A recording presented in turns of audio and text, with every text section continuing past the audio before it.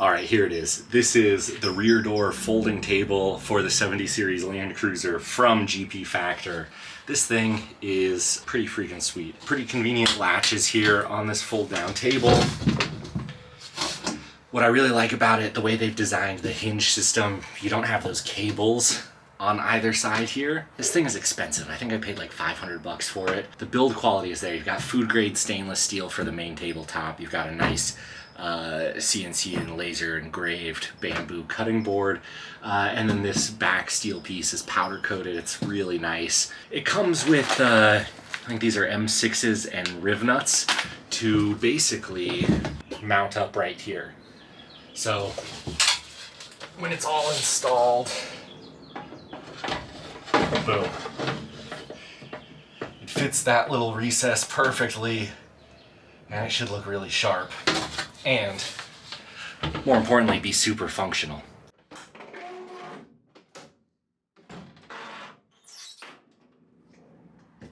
Well, it's a new day, as evidenced by the outfit change, and we're back to work on installing this GP Factor panel drop table on the rear door here. The rivnuts are supposed to fit right in the factory holes, but they don't. And that's all right. We'll drill out the holes to fit.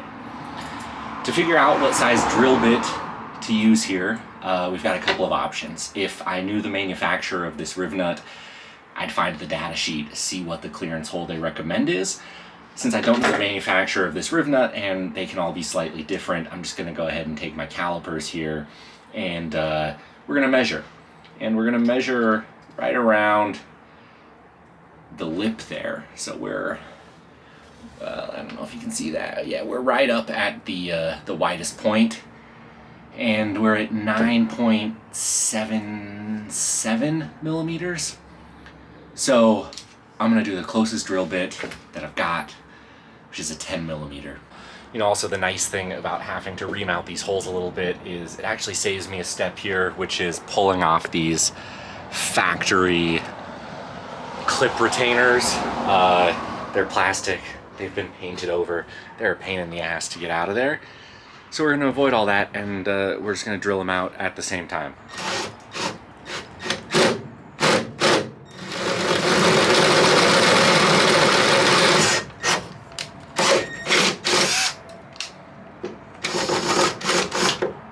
Let's do a test fit after the first one there. Oh, like a glove. That's perfect. That's what we wanted.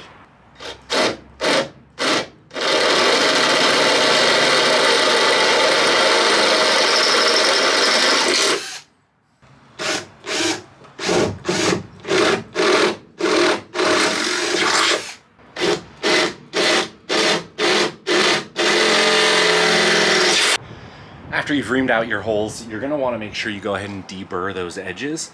As the rivnut collapses down onto the sheet metal, those little teeth right in there are going to bite in and try to get a grip so that your rivnut doesn't spin out. And the best way to prevent that rivnut from spinning out is to make sure it's got a nice, flat, clean surface to grab onto. Last thing before we install these rivnuts is going to be to actually paint that exposed sheet metal, and then we'll be ready to rock and roll.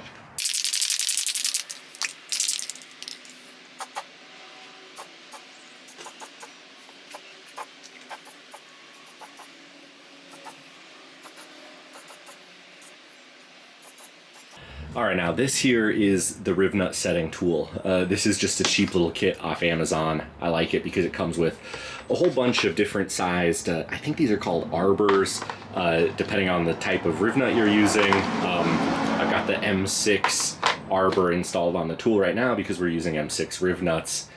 They make, far more expensive versions of these that are pneumatic or battery powered.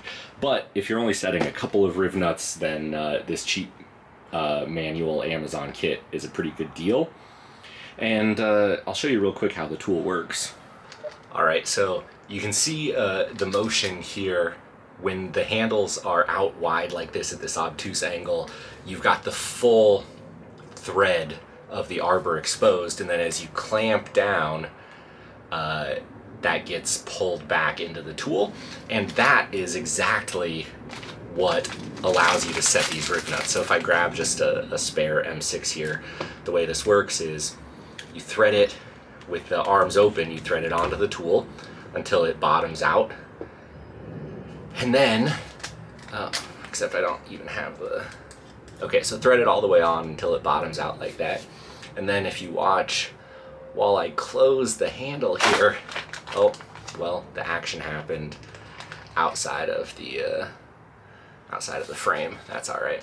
Maybe we'll try it again.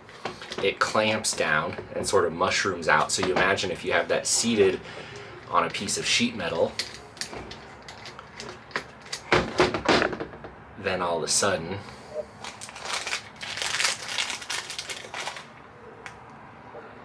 you went from that to that, and you can tell right there how compressed it is. That would be what's gripping onto your sheet metal there. All right, so the real rivnut here with the arms wide, I'm gonna thread it on until we bottom out. Okay, then I'm gonna stick it in my hole.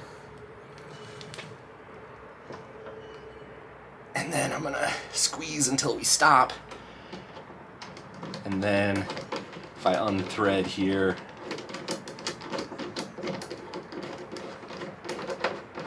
boom, we've got ourselves a captive nut now installed in the door frame. That's pretty cool. Let's go ahead and knock them all out.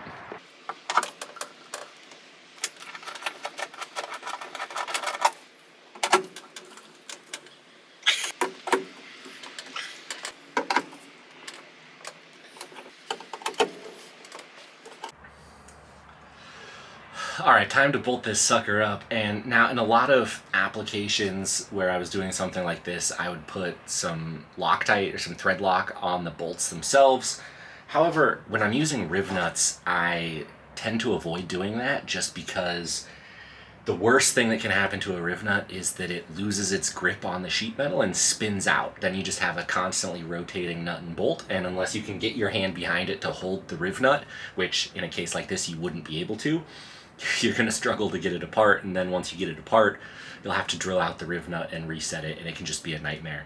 So instead what we're doing here, and actually the hardware that GP Factor provides you aligns with my own thinking here, is we'll take the bolt, we're going to put a split lock washer on there, then we're going to do just a standard flat washer, and that'll be our stack up as we install this table to hopefully not have things vibrate loose while we're on the trails.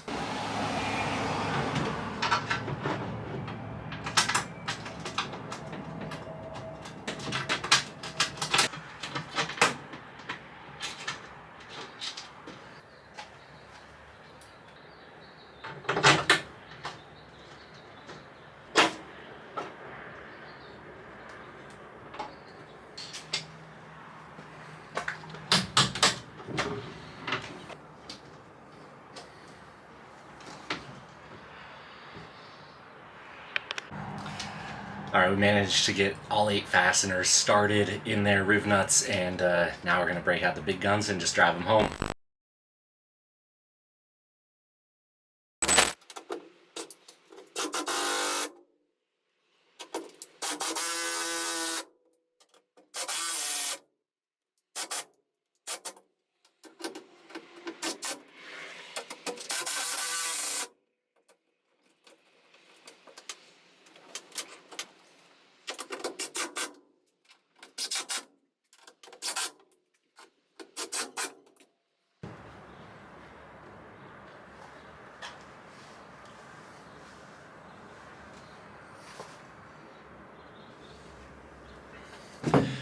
You ever get to this point in the project where you're practically done, but realized you missed a hole? Because that's exactly what just happened. Hidden under the latch here is a 9th fastener hole. I thought it was 4 across the top and 4 across the bottom, but it's 4 across the top, 4 across the bottom, and 1 here on the side. So let's pull everything off and do it one more time.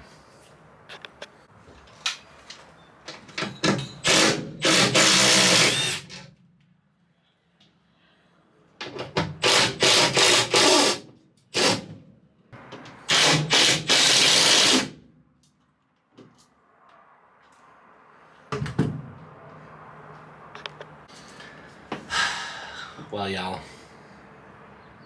I committed the cardinal sin of using rivnuts. Remember how I talked earlier about how the worst possible thing that could happen is they spin out on you and stop grabbing onto the sheet metal, and then you can't get them off? Well, that's precisely why you should never use something high torque, like an impact driver, to install your bolts into a rivnut. I got carried away, I wanted to be done with the project, and I drove those bad boys home. In doing so, I spun out 2 of the rivnuts holding things on at the top here, and really not the right call. So now the question is, how do you get those spun out rivnuts out? Because they're spinning, what you'll see here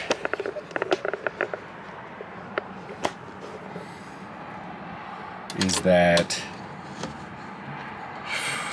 you know, I could just sit here and try to unscrew this bolt forever, and it's not going to go anywhere. So what we're going to have to do is carefully try to cut both of these bolts off so that I can pull the table down, and then I'll drill out those rivnuts in these 2 spots here, and then I'll set new rivnuts. I'm an idiot. I've said it before, and I'll say it again, and I'll continue to say it. I'm no expert, and me showing you the way these installs and the way this build really goes is my way of showing you that if I can do it, then so can any of you out there. So this is an opportunity to learn from my mistakes, for us all to walk away with something new in our tool bag, and hopefully not make this job harder than it has to be for any of you. So, because I did make it harder on myself than it needs to be, I just pulled out the angle grinder with a cutoff wheel on it, the smallest, thinnest one I've got. I'm really going to try not to damage the powder coat on the back of the table, and because we're making sparks fly, safety squints probably won't cut it this time. I've got real safety glasses, so let's go ahead and cut those bolt heads off.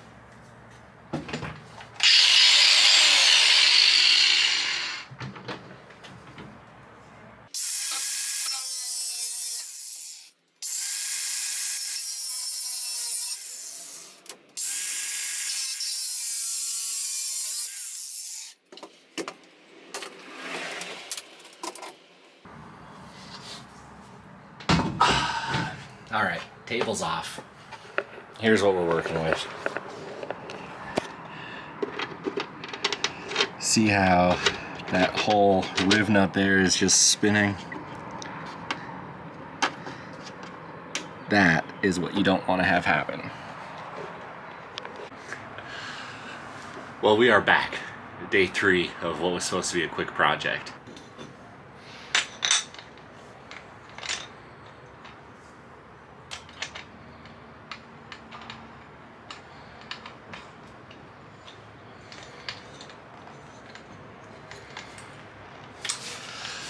Alright, new plan here. Grinding disc on the angle grinder.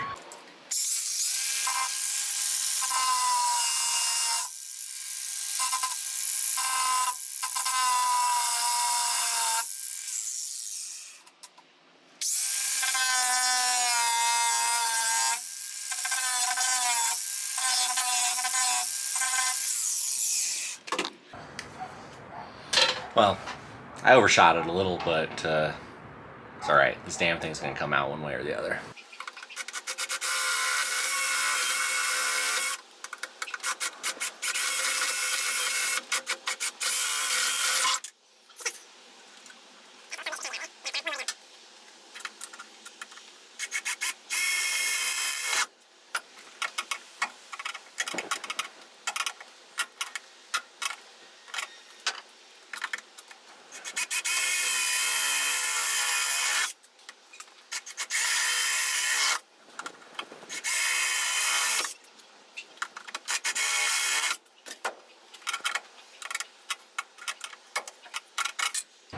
Now we return to our regularly scheduled programming. Let's get this last rivnut in here. We'll do all 3 at once, and then we'll be done with this install, hopefully.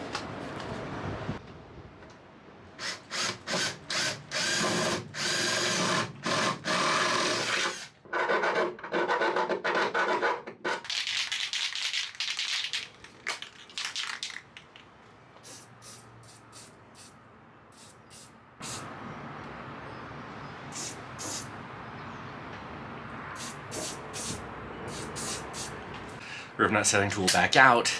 We go wide with the arms. We thread on the rivnut till it hits that arbor. We go into the hole. And then we compress. And extract. Boom. That looks pretty good.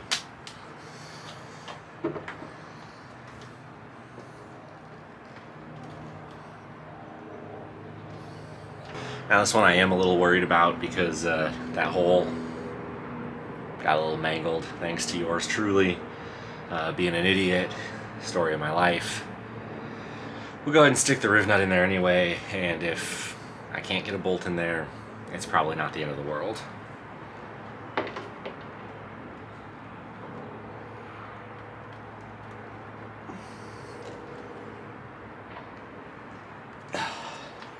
Okay, that actually doesn't seem too bad. It looks like it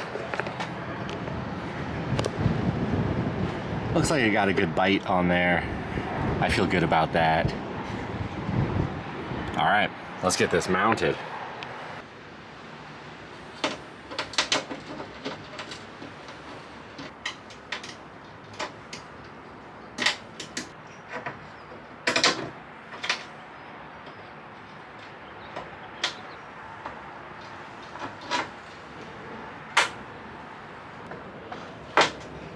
All right, so far so good. Let's drop the table and try to get some of these top ones in.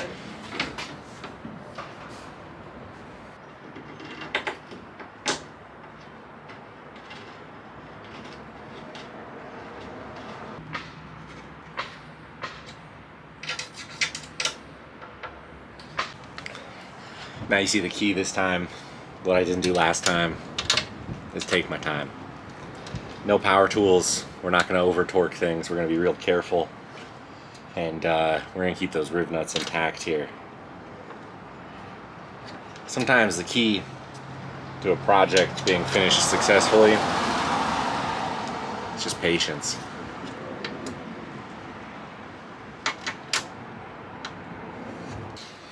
Well, we're going to go ahead and call this 99% finished. Last thing is because I'm an idiot and went through so much hardware here, I ate up all of the spares that they included in the install kit. So let's run down to Ace.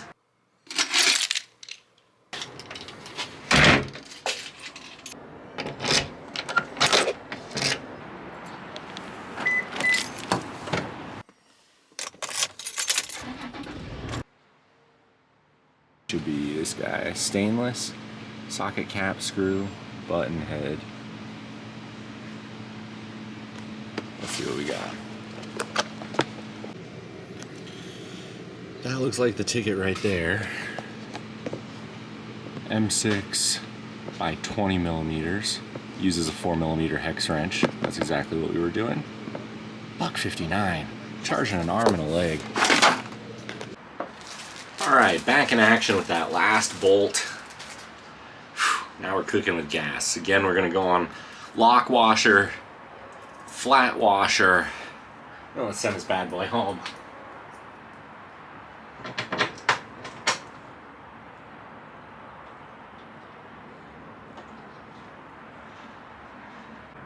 Well, that brings us to the end of this install. It wasn't without its hiccups, that's for sure. But that's the whole goal with this build, is to show you all the reality, the pitfalls, the lessons learned, the mistakes that I make along the way. And really, hopefully everyone will recognize that if I can do it, so can anyone out there. If you enjoy this content and want to follow the build, it's a huge help to give this video a like and to subscribe. Hit the notification bell to follow along. And until next time, get out and explore somewhere.